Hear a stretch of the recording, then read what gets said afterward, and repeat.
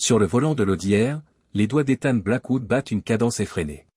L'élégante voiture de sport, toujours un motif de fierté, ressemblait à une cage dorée alors qu'il négociait les rues bondées du centre-ville. Son esprit accourut dans le trafic stop-and-go, obsédé par le portefeuille perdu qui pourrait ruiner sa proposition d'1 million de dollars. Se présentant, il murmura et regarda 100 fois sa poche de poitrine vide. Il gagnerait s'il demandait à Victoria de le porter à son bureau. Elle faisait déjà des remarques sarcastiques sur sa distraction. Ethan ignora la symphonie de klaxons hurlants alors qu'il faisait brusquement basculer le volant sur 2 voies de voiture klaxonnant. Dans 10 minutes, il prendrait le portefeuille et reprendrait son voyage. Les yeux d'Ethan plissèrent sur l'étrange section alors que Victoria entrait dans le parking exclusif de son opulent condo. Elle n'avait pas besoin de munitions supplémentaires pour ses petits coups. Une Porsche du 11 septembre était garée au hasard à proximité. Alors qu'il s'approchait de leur porte, les poils sur la nuque se dressèrent, un silence inconfortable l'attendait. Il a crié, sa voix résonnant dans le grand salon décloisonné lorsqu'il est arrivé chez Victoria. Pas de réponse. Les sons tamisés émanant de la chambre principale le refroidissaient. Ethan poussa la poignée de porte ouverte après que sa main s'arrêta momentanément dessus. La scène sur laquelle il a atterri a fait tourbillonner son univers hors de son axe.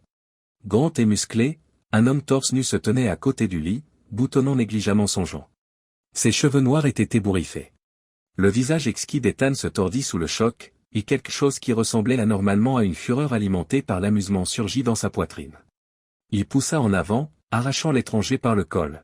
« Qui diable êtes-vous » Avant que l'homme ne puisse répondre, la vision périphérique d'Ethan prit un éclair de soie, et sa voix trembla de rage. Victoria tira un peignoir autour de sa taille et se précipita hors de la salle de bain attenante. Son visage oscillait entre étonnement, défi et reposait finalement sur un détachement froid qui figeait Ethan au plus profond de lui-même. « Laisse-le partir, Ethan. » Sa voix était calme, sans honte ni remords. « Xavier Thornton, voici mon nouvel amour. » La prise d'Ethan sur le col de Xavier se détendit plus par coopération que par choc. Ses pensées tournoyaient alors qu'il titubait d'un pas en arrière, essayant de donner un sens à l'image folle devant lui. Malheur, toi. Victoria avait 13 ans d'expérience. Avant qu'il ne puisse les arrêter, les mots crus et sensibles se sont répandus. Ethan n'avait jamais vu un sourire vicieux comme celui de Victoria, ses lèvres frisées. Cela faisait paraître son magnifique visage étranger et diabolique. Un appareil, répondit-elle à Ethan d'une voix pleine de mépris, simplement un instrument survivant. Xavier, c'est tout. Vous n'êtes pas excitant, enthousiaste ou spontané. Chaque déclaration était un rasoir, exactement destiné à causer de grandes souffrances. Ethan sentit sa poitrine se serrer et lutta pour respirer alors que le poids de sa trahison tombait sur lui. La fureur pompait à travers ses vaisseaux sanguins. Ethan leur ordonna de sortir tous les deux de sa maison pendant que Victoria rassemblait ses affaires. Elle l'est, dit-elle. Je veillerai à ce que vous regrettiez ce choix. Ethan, tu n'as aucune idée de ce dont je suis capable. Alors que Victoria et Xavier partaient, le bruit du moteur de la Porsche s'estompait au loin, une menace planait dans l'air. Dans la chambre, Ethan était seul. Son univers s'était brisé tout autour de lui. Pour Ethan, les jours suivants se sont fondus. Se sentant complètement déconnecté, il a traversé le prestigieux cabinet d'architecture comme un fantôme, suivant les mouvements. Chaque sourire compatissant, chaque discussion feutrée qui s'interrompait lorsqu'il entrait dans une pièce se sentait comme du sel sur ses cicatrices encore crues. Marcus Steele, le copain et collègue d'Ethan dans l'entreprise, l'a finalement confronté alors que les autres partenaires quittaient la salle de conférence lors d'une réunion très exigeante. Marcus retint son inquiétude, creusée profondément dans les plis de son visage. « Ethan, qu'est-ce que tu fais maintenant, mec, hein ?» Marcus a parlé doucement, bas et urgent. « Toute la semaine, tu n'as pas joué ton jeu. Cette suggestion que vous venez de faire ne correspond pas à vos critères habituels. Parle-moi. » Levant les yeux vers son ami, Ethan vit la véritable inquiétude dans ses yeux. Le secret de Marcus pesait sur lui jusqu'à ce que, enfin, son inquiétude perce sa volonté. « Elle est Victoria, » déclara Ethan, sa voix à peine audible au-dessus d'un murmure. « Elle me trompe aussi. Je suis tombé sur eux en entrant. Marcus, sur notre lit. » Les yeux de Marcus devinrent choqués, puis se rétrécirent de colère. « Jésus, Ethan, moi. Je m'excuse grandement, » balbutia Marcus. « Votre ligne de conduite, quoi ?» Une stagiaire, qui était suspendue à proximité, les yeux écarquillés d'excitation, regarda Ethan se confier à Marcus au sujet des menaces de Victoria et de ses angoisses. À la fin de la journée, les rumeurs du divorce choquant d'Ethan Blackwood abondaient dans l'entreprise. Victoria et Xavier ont commencé leur campagne de harcèlement dirigée contre Ethan entre-temps. Affirmant qu'Ethan était abusif et contrôlant, ils ont diffusé des rumeurs préjudiciables autour de leur groupe social. Victoria a contacté les clients d'Ethan, essayant de nuire à sa réputation professionnelle en portant des accusations infondées. Les grèves sont venues de tous les côtés, laissant Ethan sous le choc alors que son téléphone bourdonnait de SMS de collègues et d'amis inquiets se renseignant sur les rapports. Les utilisateurs ont demandé des justifications approfondies des accusations qu'ils avaient entendues. Ethan a eu du mal à garder son sang-froid et sa réputation tout en étant toujours en défense. Il se sentait de plus en plus en cage et désespéré à mesure que la pression augmentait. La goutte d'eau est arrivée lorsque sa banque l'a appelé. Victoria avait pratiquement mis en faillite leur compte conjoint en l'évident. Cette trahison finale a enflammé l'intense besoin de vengeance d'Ethan. Il est venu voir que la défense était insuffisante. Il a dû riposter. Ethan a pris une nouvelle résolution et a contacté son ancienne camarade de collège, Olivia, qui travaille maintenant comme détective privé. Ils se sont réunis dans un petit bistrot, loin des curieux. Olivia, j'ai besoin de ton aide, dit Ethan, la voix basse et urgente. Vous devriez examiner les antécédents de Victoria et Xavier. Il doit y avoir quelque chose que je peux utiliser contre eux. Olivia l'examina de près, notant la raideur de sa mâchoire et les anneaux sombres sous ses yeux. Contrairement à toi, Ethan, ce n'est pas. Le regard d'Ethan devint dur. Ils ne m'ont laissé aucune option. Liv, Victoria cherche à ruiner tout ce que j'ai créé. Je dois commencer à prendre soin de moi. Olivia hocha prudemment la tête. D'accord, je vais regarder ce que je peux trouver. Mais Ethan, sois prudent. La vengeance est une arme à double tranchant. Ethan sentit une lueur d'espoir pour la première fois depuis que son monde s'était effondré. Alors qu'Olivia commençait ses recherches, il savait une chose, bien qu'il n'ait aucune idée de ce qu'Olivia trouverait, il ne descendrait pas sans lutte. Ethan était prêt à attiser l'étincelle de la rétribution en un feu rugissant une fois qu'elle aurait été allumée. Olivia Chin était assise dans son bureau mal éclairé, entourée de piles de fichiers et de la douce lueur de plusieurs écrans d'ordinateur. Ses doigts se précipitaient sur le clavier, les yeux se précipitant entre les papiers alors qu'elle assemblait la vie de Victoria Blackwood et de Xavier Thornton. Elle creusa plus profondément, son front plissant davantage. Ce n'était pas un cas facile d'adultère. C'étaient des années d'un réseau tordu de malhonnêteté. Son téléphone bourdonnait. Sur l'écran, le nom d'Ethan a clignoté. Avez-vous découvert quelque chose? Sa voix tenait à peine l'attention. Olivia se recula sur sa chaise, se frottant les yeux. Tu pourrais vouloir t'asseoir pour ça, Ethan. Ce n'est pas génial, vraiment. À l'autre bout de la ligne, Ethan halta. Dis-moi, Liv, juste comme ça. D'accord. Tirant une série de disques sur son écran principal, elle a fait remarquer, en commençant par l'amant de votre femme, parlons de Xavier Thornton. Il ne porte pas ce nom en réalité. En fait, il est connu sous le nom d'escroc Xavier Reeves. Il a une histoire d'attirer des femmes aisées et de les escroquer de leur argent. Pendant des années, il a été sous observation, toujours avec une longueur d'avance sur la loi. L'immobilité d'Ethan était insupportable. Olivia a gardé sa voix qui s'adoucissait doucement. Et Victoria, dit Ethan, je m'excuse. Elle n'est pas celle que tu croyais qu'elle était non plus. Bien que ce ne soit pas le pire, j'ai découvert un schéma d'infidélité s'étendant sur au moins 5 ans. Elle a participé à de multiples transactions commerciales malhonnêtes sous des sociétés écrans détournement de fonds, Jésus-Christ. Murmure Ethan. Comment alors? Comment la profonde tristesse d'Olivia pour son ami pourrait-elle ne se manifester nulle part? Ces personnes sont des experts, Ethan. Bien qu'ils soient passés maîtres dans l'art de couvrir leurs traces, aujourd'hui nous le savons, et cela nous procure un avantage. Ethan s'arrêta longuement avant de parler une fois de plus. Sa voix est devenue plus rigide, résolue. Exact. La connaissance, c'est le pouvoir.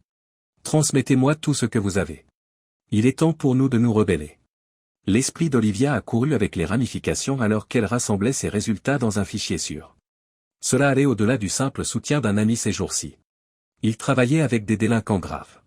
Elle a noté dans son esprit de renforcer ses propres protocoles de sécurité.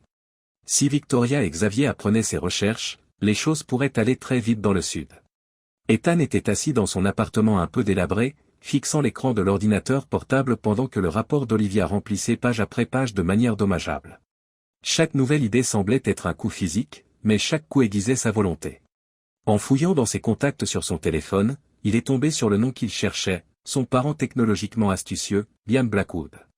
Si quelqu'un pouvait l'aider à compiler la preuve technologique nécessaire pour faire tomber Victoria et Xavier, c'était Liam. 2 fois le téléphone sonna avant qu'une voix joyeuse ne réponde. Ethan. Longue durée. Rien ici, car la prise d'Ethan au téléphone est inhabituelle. Liam, j'ai besoin de ton aide. C'est horrible, vraiment. Plutôt terrible. La joie avait disparu de la voix de Liam, remplacée par de l'appréhension.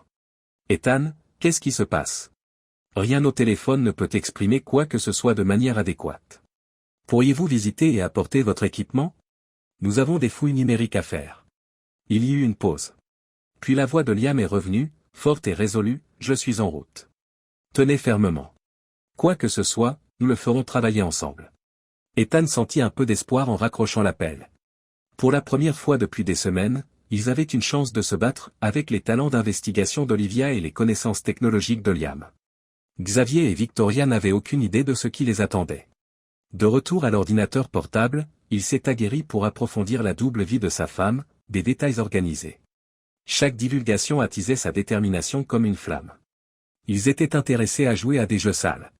Il leur montrerait exactement à quel point ils pouvaient acquérir de la saleté. Ethan Blackwood a changé son approche pour affronter le monde extérieur la semaine suivante. Il avait l'air d'un homme brisé, traînant ses journées. Sous un nuage de désespoir, ses collègues du cabinet d'architecture marmonnaient dans son dos. Leur regard montrait un mélange de curiosité morbide et de sympathie. Mais derrière des portes closes, un autre Ethan a fait surface, avec Liam accroupi sur de nombreux ordinateurs et Olivia lisant des monticules de papier. L'appartement d'Ethan est devenu une salle de guerre.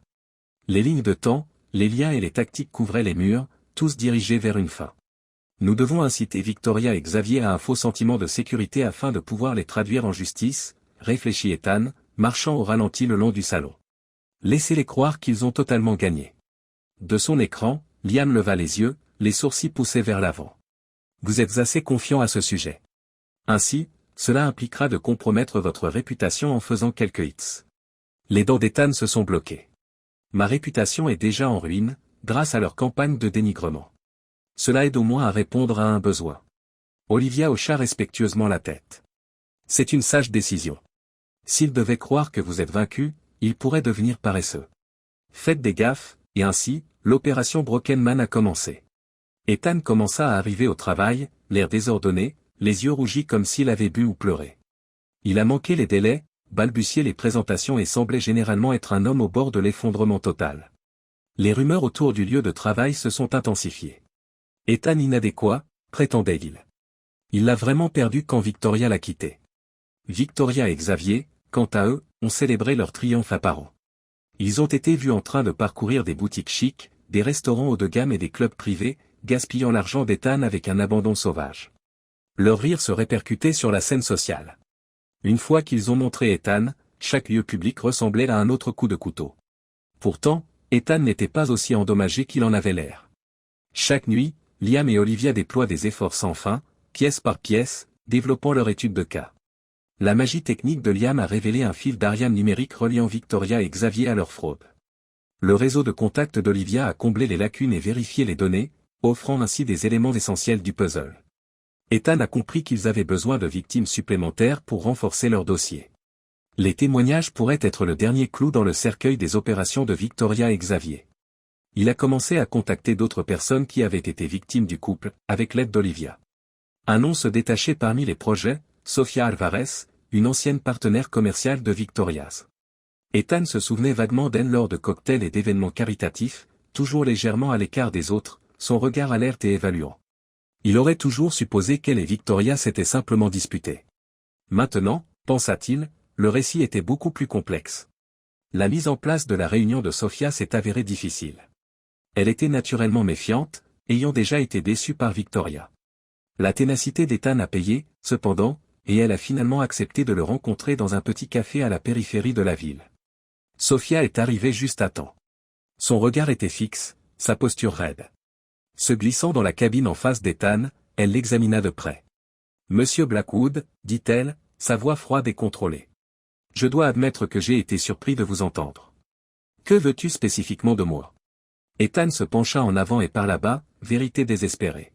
« À propos de Victoria, à propos de ce qui s'est vraiment passé entre vous deux, mademoiselle Alvarez. » Les yeux de Sofia s'écarquillèrent un peu avant qu'elle ne ramène ses traits à la neutralité.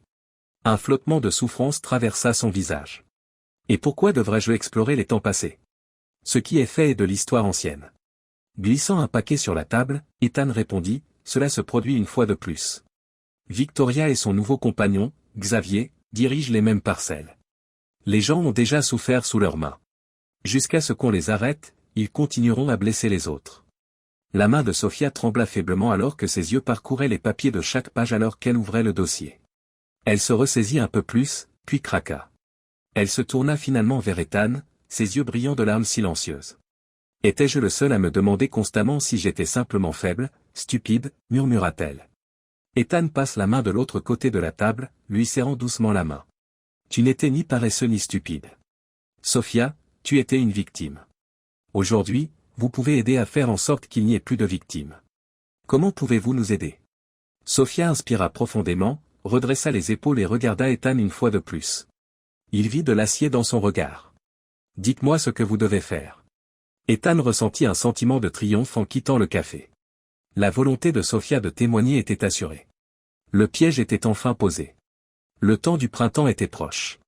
Le bourdonnement persistant d'un téléphone rompit le silence matinal. L'agent spécial Sarah Donovan avait du mal à se concentrer, scrutant l'écran brillant. Un conseil anonyme, une autre piste morte, très probablement. Mais dans son travail, on ne savait jamais quand un indice apparemment insignifiant pourrait ouvrir une affaire. Ses yeux s'écarquillèrent alors que des noms, des dates et des numéros de compte défilaient sur l'écran. Qui que ce soit, ils avaient des informations importantes. Alors qu'elle écoutait la voix déformée à l'autre bout de la ligne, Sarah était complètement réveillée à la fin de l'appel. Ses pensées étaient remplies d'opportunités. Johnson, elle aboya.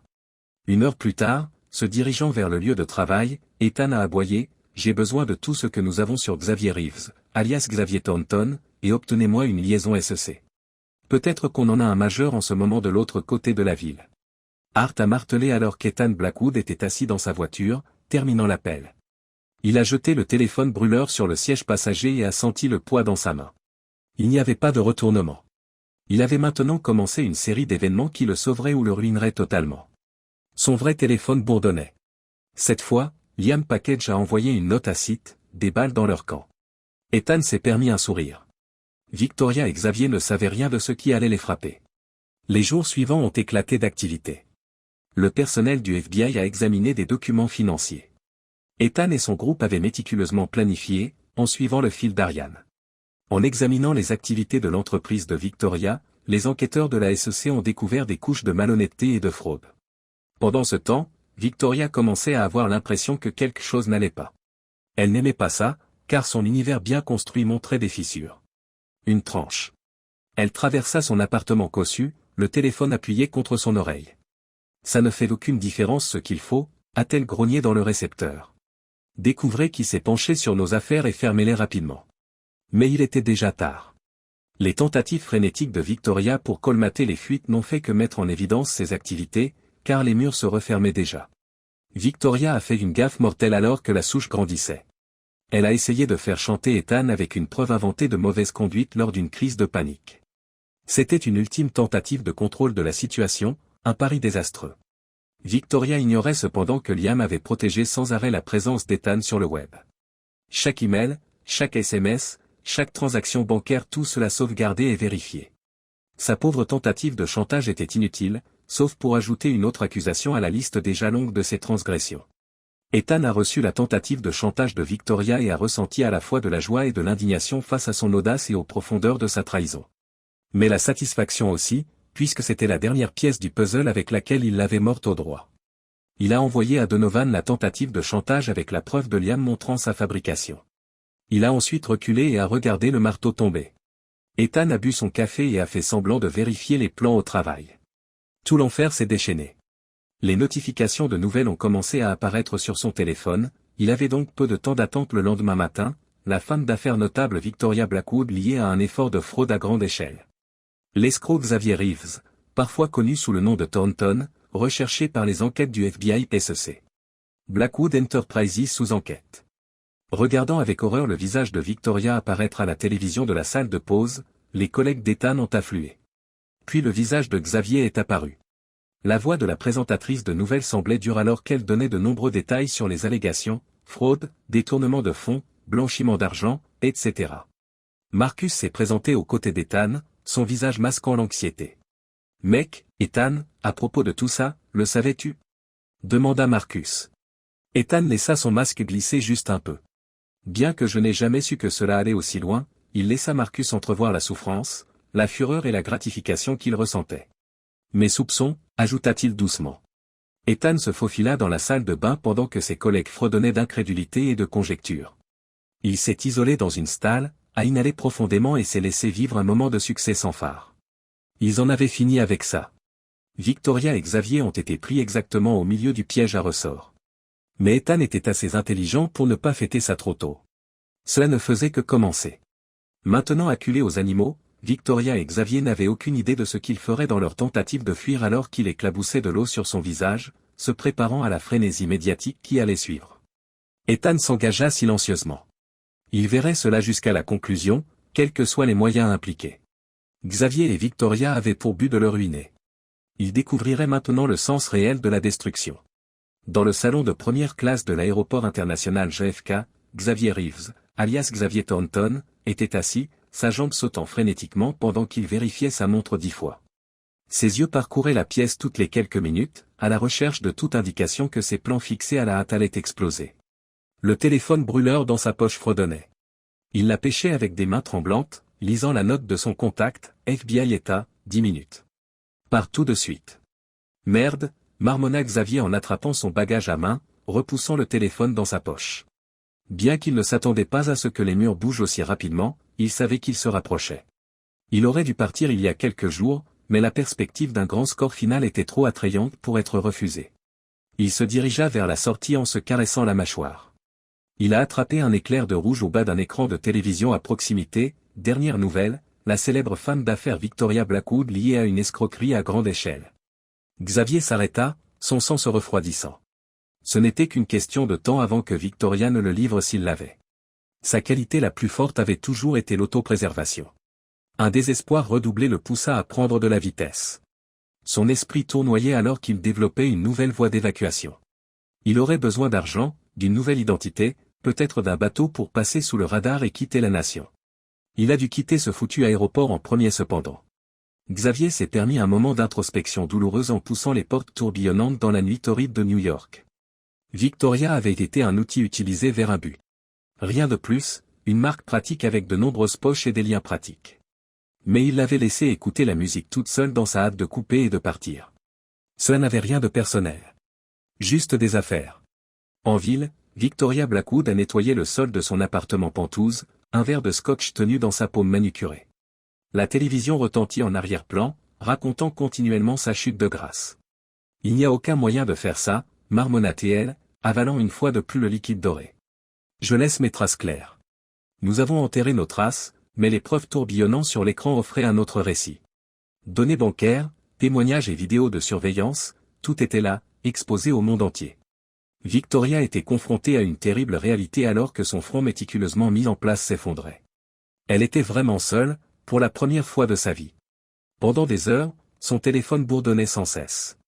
Avocats, associés d'affaires, soi-disant amis, tout cherchant des réponses qu'elle ne pouvait pas fournir. Incapable de gérer les accusations subtilement déguisées et la distance rapide entre elle et les autres, elle avait cessé de répondre après le 3e appel. Victoria commença à penser à Xavier. Son emplacement était. Pourquoi n'était-il pas rentré en contact avec elle? Alors qu'elle arrivait à la réalité, une peur glaciale s'installa dans ses tripes. Comme elle l'avait fait, il l'avait abandonné. Ethan. Non a déclenché une réponse automatique dans son système. Elle l'avait presque oublié dans toute cette anarchie. Son futur ex-mari. Son esprit a commencé à créer un plan frénétique. Ethan pourrait l'aider à sortir de cette situation difficile si quelqu'un le pouvait. Il était généralement le cohérent, le fixateur. Sûrement, Victoria a pris son téléphone. Si elle faisait appel à leur histoire, l'amour qu'ils avaient précédemment partagé, pourrait-elle aider? Elle fouilla dans ses contacts, sa main s'attardant au-dessus du bouton d'appel, puis inspira profondément. Elle a découvert le nom d'Ethan. Elle le toucha et porta le téléphone à son oreille. Une bague. 2 bagues. 3 anneaux. Victoria, dit Ethan d'une voix froide et sans émotion. Le corps de Victoria se détendit alors qu'une vague de soulagement la submergeait. Ethan, j'ai besoin de ton aide. Tout s'effondre, et je ne sais pas quoi faire. Je sais que je t'ai blessé, alors s'il te plaît, non. Le seul mot a traversé ses mots comme un couteau. Quoi? Demanda Ethan, pris au dépourvu par le changement de ton. Non, répondis-je. Victoria, répéta Ethan, sa voix impossible à briser. Tu as fait ton choix. Maintenant, tu dois vivre avec les conséquences. Mais Ethan, s'il te plaît, la voix de Victoria faiblit, son désespoir devenant clair. Notre mariage a duré 13 ans. Est-ce que ça ne signifie rien pour toi? À l'autre bout de la ligne, il y avait un arrêt prolongé. Victoria a osé rêver un petit instant. Ethan se remit alors à parler, ses mots se faufilant de haine. Pour moi, Victoria, cela signifiait tout, malheureusement, je n'étais qu'un outil pour toi. Tu te souviens? Eh bien, c'est utilitaire et complet. Corrigez vos erreurs, adieu. Victoria se leva, fixant son téléphone alors que l'appel était mort. Elle avait toujours apprécié sa capacité à contrôler les gens, à les plier à sa volonté, émerveillée. Ethan avait cependant changé. L'homme avec qui elle venait de parler était froid, glacial, implacable et absolument hors de sa portée. Victoria sentit les dernières traces de sa sérénité s'effondrer à mesure que la vérité de ces circonstances s'enfonçait. Elle tomba au sol alors que le verre de scotch vide roulait. Ses sanglots déchiraient le silence, le gémissement des sirènes à l'extérieur devenait de plus en plus fort à chaque seconde qui passait. Quelques secondes plus tard, alors que l'huissier appelait à l'ordre, la salle d'audience bourdonnait d'une activité tendue. Les écrivains ont couru pour le premier choix, leurs crayons posés sur des bloc-notes, prêts à enregistrer chaque élément de ce qui promettait d'être le procès de la décennie.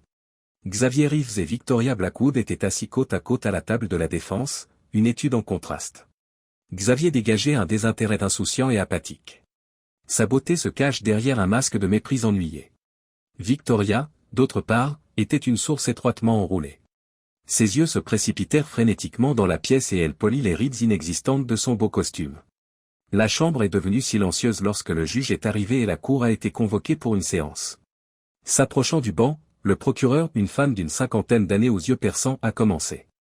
Votre honneur, l'État invite Ethan Blackwood à se lever. Les spectateurs ont ressenti une ondulation excitée alors qu'Ethan se dirigeait vers la barre des témoins. Il avait l'air vif dans son costume personnalisé. Son expression était celle d'une résolution calme alors qu'il levait la main droite pour prêter serment, debout devant Victoria. Elle se détourna rapidement de l'acier froid de son regard, tressaillant. En commençant son interrogatoire, le procureur a guidé Ethan à travers les informations soigneusement organisées de Victoria et Xavier. La voix d'Ethan devenait plus forte à chaque réponse, plus assurée alors qu'il décrivait de manière vivante la trahison, la tromperie et le mépris impitoyable pour les vies qu'ils avaient détruites, à commencer par Victoria, qui était assise à la table de la défense. Soutenu par une pile de preuves indiscutables, Ethan a méthodiquement détruit la vie qu'elle avait créée, chaque mensonge, chaque tromperie, chaque faux contrat mis à nu. Ce faisant, Xavier, pour sa part, gardait son front de désintérêt. Ceux qui l'ont examiné de près, cependant, auraient vu un petit tremblement dans ses mains, l'éclat de la transpiration sur sa lèvre supérieure. Le regard de Xavier errait de plus en plus souvent vers les sorties au fur et à mesure que le témoignage d'Ethan se poursuivait, comme un animal acculé à la recherche d'une issue. L'avocat de la défense à prix élevé de Victoria et Xavier a fait de son mieux pour trouver des lacunes dans le récit d'Ethan au moment du contre-interrogatoire. Pourtant, Ethan était modeste. Ses réponses étaient précises, chacune étayée par d'autres données qui ne faisaient qu'ajouter à la pile croissante d'accusations contre les accusés. Le procureur a appelé Sofia Alvarez comme témoin suivant, tandis que l'avocat de la défense est retourné à son siège, la défaite se manifestant clairement dans l'affaissement de ses épaules. La tête de Victoria se tourna vers le non. Ses yeux s'écarquillèrent d'incrédulité alors que son ancien partenaire d'affaires parlait. La preuve de Sofia était cinglante, y compris des détails personnels sur les méthodes commerciales malhonnêtes et l'attitude manipulatrice de Victoria. Elle m'a assuré qu'il s'agissait simplement d'une comptabilité créative, a affirmé Sofia, sa voix restant calme mais pleine d'émotion. Il était trop tard quand j'ai appris la vérité. Si quelque chose tournait mal, elle s'arrangerait pour que je tombe. Victoria sentit les derniers fils de sa défense s'effilocher au fur et à mesure que le récit de Sofia se poursuivait. Elle se pencha vers son avocat, murmurant frénétiquement. L'avocat se renfrogna et secoua la tête, mais Victoria insista. Enfin, l'avocat se leva. Votre honneur, mon client veut parler devant le tribunal. Le juge haussa un sourcil, mais ne s'y opposa pas. Victoria se tenait debout, les mains tremblantes ajustant sa jupe. J'aimerais conclure un marché, dit-elle, la voix tremblante. Je connais Xavier personnellement, ainsi que d'autres personnes impliquées dans notre entreprise. Je serai prêt à témoigner, en fournissant ce que je sais. Les têtes tournoyaient, et le regard de Xavier s'enflammait de colère. Espèce de salope rusée, grogna-t-il, se précipitant vers Victoria. Alors que Xavier était emmené, lançant des obscénités et des menaces, les huissiers se sont empressés de le retenir pendant que l'anarchie éclatait dans la salle d'audience. Une fois de plus, Victoria ferma les yeux sur Ethan. Cette fois, elle remarqua quelque chose qui vacillait derrière la façade en fer, pas de sympathie ou de pardon, mais de la joie. Victoria comprit toute la profondeur de sa chute à cet instant. Elle avait tout perdu, sa fortune, son prestige, sa liberté, mais surtout, la seule personne qu'il avait vraiment aimée. Il n'y avait pas de retour en arrière. Le soleil peignait le ciel orange et rose brillant alors qu'il se trouvait au-dessus de l'horizon de la ville. Une coupe de champagne à la main, Ethan Blackwood a regardé le jeu de lumière sur les bâtiments brillants derrière lui tout en se tenant aux baies vitrées de son bureau. La pièce résonnait de bruits joyeux, rires, boissons tintantes, bavardages ravis. Alors qu'il venait de décrocher le plus gros contrat de l'histoire de l'entreprise, un projet mondial majeur qui les établirait sur une toute nouvelle carte, son équipe avait accompli quelque chose de monumental. Cet homme est l'homme de toutes les heures. La voix explosive de Marcus trancha le vacarme alors qu'il se préparait pour les applaudissements. Il a giflé Ethan sur l'épaule. Être au sommet du monde se sent comment? Ethan a fait un vrai sourire sur son visage. Marcus, c'est plutôt sacrément agréable. Nous avons beaucoup avancé, dit Marcus en hochant gravement la tête. Pendant une minute là-bas, je me suis demandé si tu survivrais. Eh bien, tu sais. L'esprit d'Ethan est revenu à ces terribles jours qui ont suivi la trahison de Victoria, la bataille pour garder la tête hors de l'eau alors que sa vie personnelle et professionnelle semblait s'effondrer. Il se souvenait de la volonté implacable d'Olivia de rechercher la vérité et du soutien indéfectible d'amis tels que Marcus. Le génie technique de Liam avait été crucial pour que Victoria et Xavier obtiennent justice. Sans vous tous, je n'aurais pas pu le faire, a ajouté Ethan. Comme au bon moment, Olivia se présenta aux côtés d'Ethan et glissa sa main dans la sienne. Murmura Ethan, levant son verre pour porter un toast à des amis qui étaient devenus de la famille et à de nouveaux départs. À quoi trinquons-nous, demanda-t-elle, les yeux brillants. Ethan s'approcha d'elle et lui embrassa doucement le front. En notre nom, a-t-il dit. Fondamentalement, pour survivre à la tempête et émerger de l'autre côté plus fort. Le sourire d'Olivia s'élargit, un mélange d'amour et de fierté dans ses yeux. De la coopération professionnelle au cours de l'enquête, ce qui avait commencé comme tel était devenu quelque chose qu'aucun d'eux n'avait prédit. Ethan avait trouvé en Olivia non seulement un compagnon, mais un véritable égal, quelqu'un qui le soutenait, l'interrogeait et le voyait d'une manière que Victoria n'aurait jamais pu. Ethan se retrouva à repenser au chemin qu'il avait conduit à ce moment alors que la célébration se poursuivait autour de lui, l'agonie de la trahison, la soif de vengeance. La longue soirée passée à compiler des preuves contre les personnes qui lui avaient fait du tort. Victoria et Xavier purgeaient de longues peines de prison, et tout semblait remonter à une vie. Sofia Alvarez, parmi les victimes de leur stratagème, avait obtenu réparation et justice lorsque leur empire de mensonges et de fraude avait été détruit. Ethan était plus fort, plus sage et plus reconnaissant pour les vrais trésors de sa vie. Il était sorti du creuset. Penny pour tes pensées, demanda Olivia en lui serrant légèrement la main. Ethan secoua la tête et rit doucement. Parfois, la meilleure forme de rétribution est de vivre. Olivia hocha la tête, comprenant clairement, un éclair de compréhension dans ses yeux. Vivez-vous bien? Ethan regarda autour de la pièce, absorbant les visages de ses collègues et amis. Ses yeux se posèrent sur Olivia, et il sentit une agréable chaleur se répandre sur sa poitrine, sans rapport avec le champagne. Tu te souviens de ce que j'ai dit? Demanda-t-il en l'attirant près d'elle. Je le suis en effet, dit-il, et il se laissa pleinement accueillir par le moment. Le passé était derrière lui, l'avenir brillant de promesses. Il avait survécu à la tempête, combattu ses démons et était sorti de l'autre côté non seulement intact, mais triomphant alors que la fête se poursuivait dans la nuit. Bien que ce ne soit pas de la manière que Victoria avait voulu dire, ces remarques désagréables s'étaient finalement révélées prémonitoires. Pour la justice, l'expiation et enfin, pour sa propre rédemption, Ethan avait certainement été un outil, un instrument de rédemption. Et une fois de plus, entouré de ceux qui comptaient vraiment, il leva son verre. Ethan Blackwood a compris qu'il avait enfin découvert l'enthousiasme, la spontanéité et la passion qui manquaient à sa vie. Ethan était prêt à accueillir les innombrables opportunités qui s'offraient à lui, tandis que les lumières de la ville scintillaient sous un monument commémorant leur retour attendu depuis longtemps. Un pas triomphalement à la fois.